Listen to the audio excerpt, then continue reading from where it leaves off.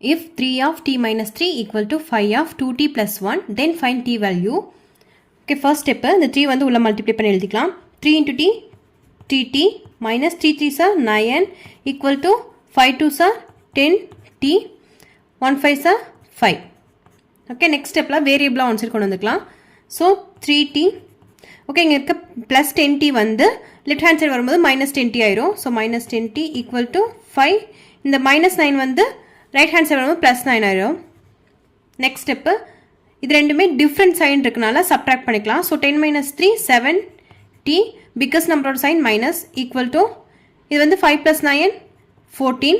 Next step, t equal to 14 divided by, okay, இந்த minus 7 வந்து multiplication இருக்கு. So, right hand side வரும்போது division convert ஆயிரும். So, minus 7. Next step, t equal to, இதை cancel பண்ணலாம். 1 7s are 7, 2 7s are 14. So, minus 2.